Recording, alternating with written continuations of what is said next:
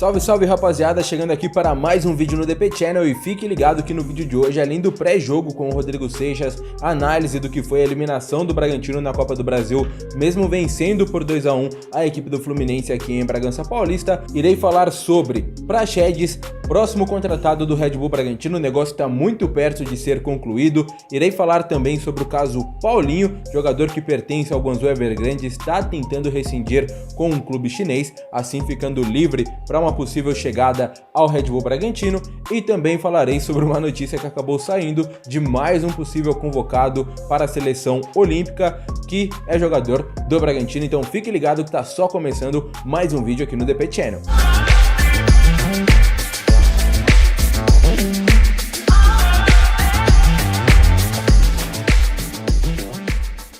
Bom, a primeira notícia é essa que acabou saindo, divulgada pelo UOL, da possível convocação do Léo Ortiz, zagueiro do Red Bull Bragantino, para a convocação do técnico André Jardine aos Jogos de Tóquio, às Olimpíadas, Seleção Olímpica. Bom, o Léo Ortiz, o que eu estranhei dessa informação é que o Léo Ortiz tem 25 anos, ele não tem mais idade olímpica, né? Então, se fosse chamado, seria um desses 3 nomes que o técnico tem direito acima da idade olímpica, que esse ano especificamente é de 24 anos, porque os jogos seriam no ano passado, aí para não ser injusto com aqueles jogadores que completaram 24 anos, o Comitê Olímpico acabou abrindo essa brecha.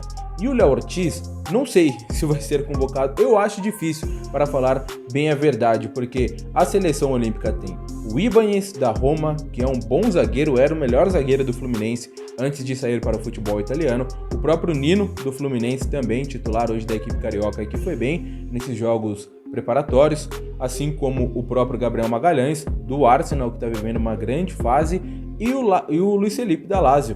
Eu acho que esses 4 zagueiros seriam zagueiros até de potencial para a seleção principal. Não que o Léo Ortiz não tenha potencial, tem sim.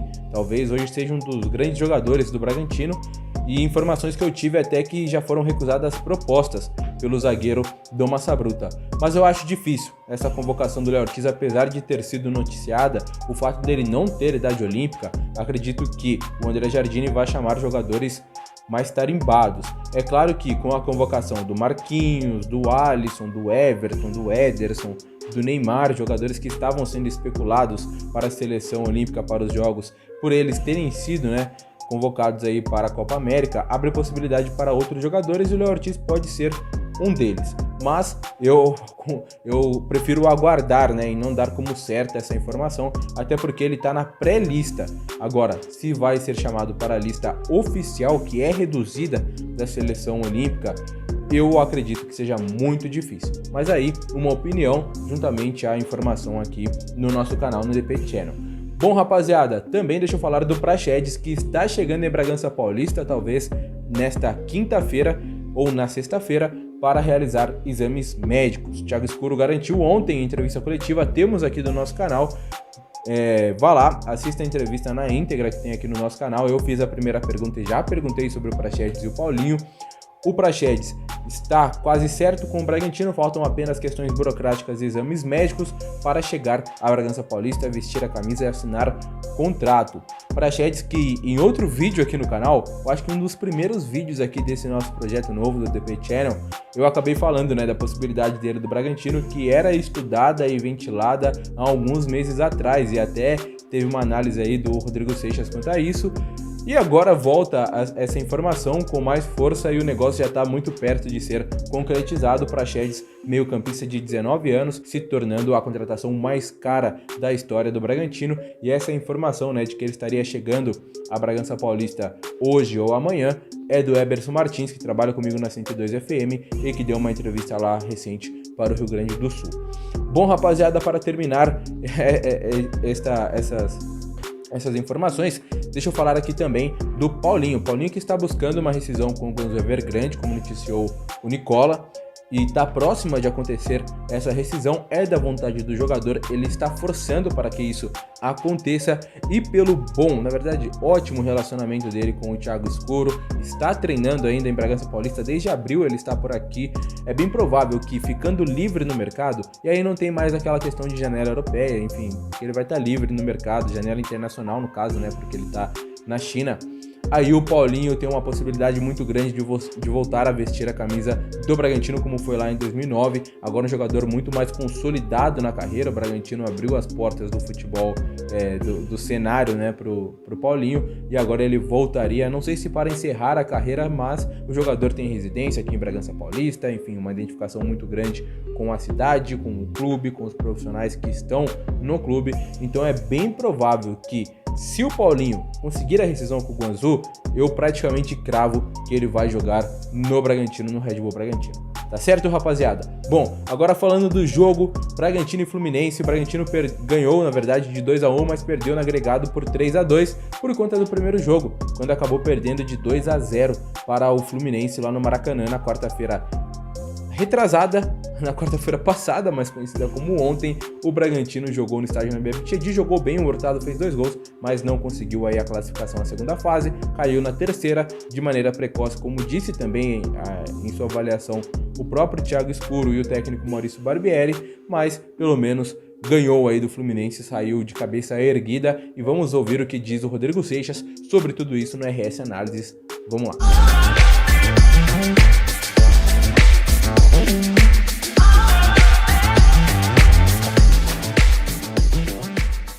Fala Diego, olá pessoas, aqui em mais um vídeo no DP Channel, hoje para falar da vitória do Bragantino, mas a eliminação do time na Copa do Brasil. O Bragantino venceu o Fluminense por 2-1, mas como tinha perdido na ida por 2-0, está eliminado da Copa do Brasil. O Fluminense avança para as oitavas de final, o Bragantino fica pelo caminho.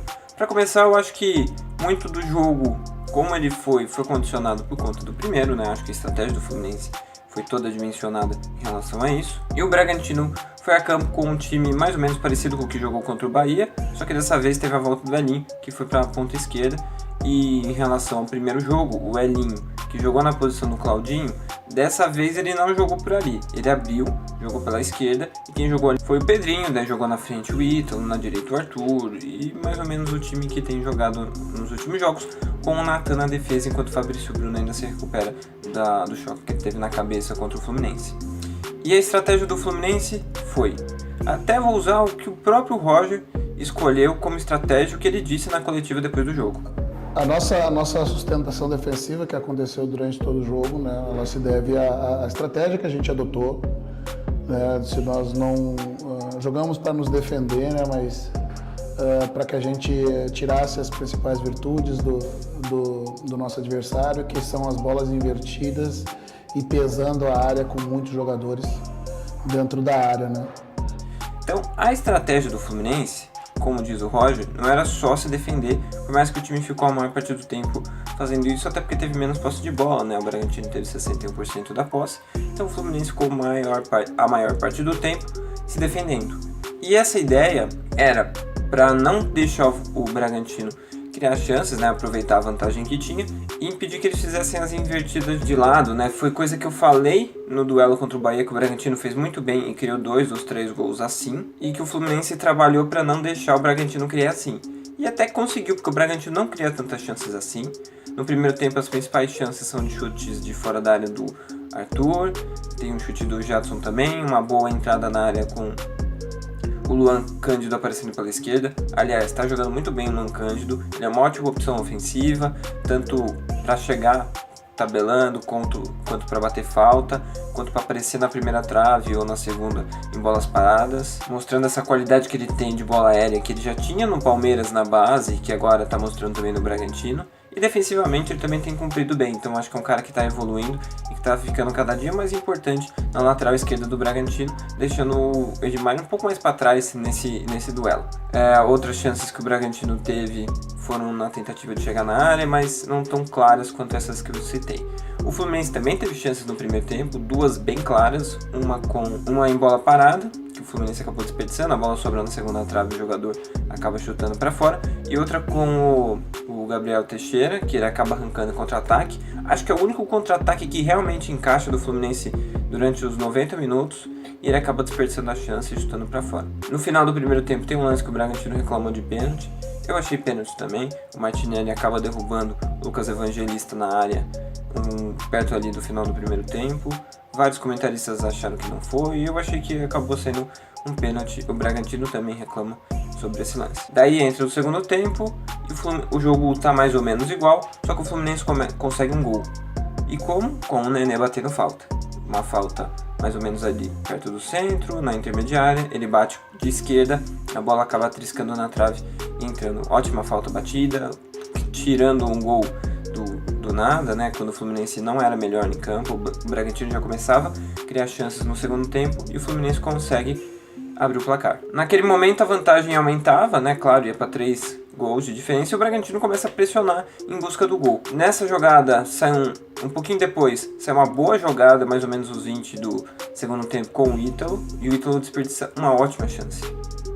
Eu acho que esse lance do Ítalo criando essa chance é importante pra gente analisar duas coisas. O Bragantino na temporada tem melhorado nas questões de bolas aéreas. O Bragantino tem mais ou menos uns 50% dos gols marcados de bola aérea, seja com o Arthur, o Claudinho marcou gol de cabeça, o Hurtado, o Fabrício Bruno, o Lucas Evangelista. Vários jogadores têm marcado gols de cabeça, que o Bragantino tem ido bem, não só em bolas paradas, mas também em cruzamentos. E essa jogada mostra como o Bragantino preenche a área para o cruzamento. Não todas as vezes, né, mas nessa especificamente, vários jogadores, os 3, entrando na área. E quando eles estão entrando na área, é um pouco mais difícil de marcar para quando eles já estão lá. Porque quando o cara está lá parado, o zagueiro já está vendo ele, já sabe onde ele está. Quando ele está se movimentando ou entrando na área, fica um pouco mais difícil porque ele não sabe qual o movimento que o cara vai fazer, quem pega quem, assim, acaba tendo um pouco mais de dificuldade. Nessa jogada acabou sobrando pro Ítalo, que quase empatou o jogo. Daí, logo depois desse lance, especificamente, o Bragantino muda, o Ítalo é um pouco mais recuado, sai o Pedrinho e entra o Hurtado, entra também o Ramírez. O time começa a ganhar um pouco mais de questão de intensidade com o Ramírez e presença de área com o Hurtado. Um pouquinho depois o Hurtado marca gol de cabeça, aí de novo aproveitando essa questão de bola aérea, o Bragantino cobra uma bola parada, daí o Jadson ajeita e cruza na cabeça do Hurtado. Daí o time empata e um pouco depois, ainda na pressão, o Arthur vem pela esquerda, Arthur que novamente fez um bom jogo, tem sido bem decisivo com ótimas jogadas pelo lado do campo, tem conseguido cortar para a esquerda e bater, coisa que ele sabe fazer bem. E tem sido decisivo nessas últimas partidas. Ontem foi de novo, ele apareceu pela esquerda, driblou e cruzou o Hurtado finalizar, depois pegar o rebote, brigando ali dentro da área, sendo a referência que ele sabe fazer. Aliás, tem chance de ele ficar ou não, isso daí o Diego tem falado quase toda a edição sobre isso. Mas eu acho que ele é um jogador único no elenco, eu já falei isso uma vez, mas eu acho ele o único cara que tem essa presença de área, esse jogo físico, para disputar uma bola lá e tentar ganhar uma jogada, alguma coisa para finalizar dentro da área. Isso eu falei também na coletiva, perguntei pro Barbieri se não era melhor ter começado com ele de centroavante e o Ítalo mais no Claudinho. Ele acabou optando pelo Pedrinho porque avaliou que o Pedrinho tinha jogado bem contra o Bahia e ele era uma boa opção por ali, e por ter um time com mais jogo associativo, né? O Ítalo é bom nisso, o Pedrinho é bom nisso também, e o Hurtado é menos. O Hurtado é bem menos associativo do que os outros jogadores, ele é muito mais um cara de área, de jogo físico, né? Como eu disse.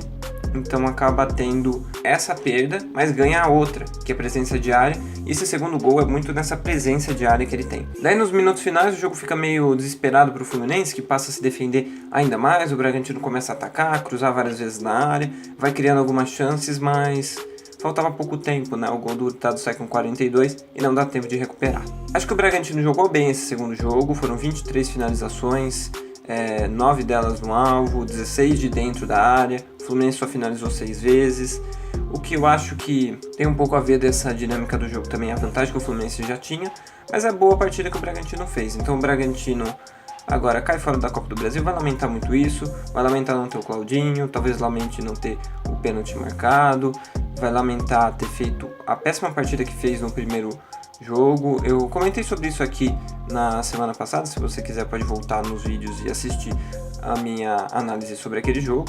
Mas eu acho que o Bragantino fez uma boa segunda partida, que vai ficar lamentando muito não ter feito o futebol que fez na segunda porque se jogasse mais ou menos o que jogou nessa segunda partida, não teria perdido de 2-0 e provavelmente estaria classificado para as oitavas de final. Então é isso, o Fluminense agora é o adversário do Bragantino de novo no domingo, só que dessa vez o Bragantino vai ter o Claudinho. Então vamos ver como é que funciona o Bragantino com o Claudinho contra o Fluminense, se o Bragantino vai melhorar.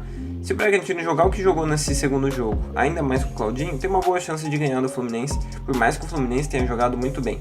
Mas também acho que o Fluminense vai usar uma outra estratégia e talvez até mude alguns jogadores do time para ter um jogo mais intenso, sei lá, acho que o Nenê pode acabar sendo reserva, algum outro jogador, para o Fluminense ser um time mais intenso contra o Bragantino aqui, acho que faltou um pouco isso para o Fluminense nesse duelo. Então é isso, até o próximo DP Channel. Valeu! Bom, então tá aí o Rodrigo Seixas, e até antes de encerrarmos aqui o nosso vídeo e de falar dos nossos patrocinadores, já deixa o seu like, já se inscreve no canal, dá essa força pra gente, compartilha com geral, vamos fazer crescer noticiário do Bragantino direto aqui, pré-jogo, pós-jogo, enfim, contratações, análises, temos tudo aqui, então não deixe de ajudar e de dar aquela força também para o nosso projeto que está só começando, mas tende a evoluir bastante aí. Beleza, rapaziada? E deixa eu falar aqui da loja da Fanda, olha, a oportunidade ela tá passando. Preços excelentes, acessíveis para você que quer presentear a sua esposa ou a sua namorada neste Dia dos Namorados. Então não perde tempo, vá até o site da fanda.com.br, coloca lá o cupom de desconto Diego, aí você, seja de qualquer cidade que você for da região, não paga o frete. É barato, sem pagar o frete fica ainda mais barato e chega rapidão na sua casa em menos de 48 horas, então vá lá, dafanda.com.br. E para você de Piracaia também, olha, tá moscando, se está precisando de algum remédio ou de algo ligado a cosméticos, perfumes também, aqueles, uma fragrância legal dos namorados também, tá ligado? Cheirosão, pá. Vá lá na Farmasouza ou mande um WhatsApp, porque eles fazem aquele delivery, né? Que entrega. Não perde tempo não, o número tá aí na tela e você vai poder aí receber o produto na sua casa. Farmasouza, lá em Piracaia. Carlinhos, aquele salve de sempre, beleza? É isso, rapaziada, espero que tenham gostado de mais um vídeo. Até o próximo vídeo. Bragantino volta a jogar no domingo. Chuta contra quem? Fluminense de novo, já jogamos contra o Fluminense aí só em 2021 nessa temporada, umas 75 vezes. Os cariocas visitam aqui Bragança Paulista. O Bragantino foi lá no Maracanã também, mas tem esse duelo aí contra o Fluminense domingo 8h30 da noite aqui no estádio Nabi Abichedi pela terceira rodada do Campeonato Brasileiro. E claro que nós teremos vídeo novo aqui no canal também, beleza? Um grande abraço, tamo junto!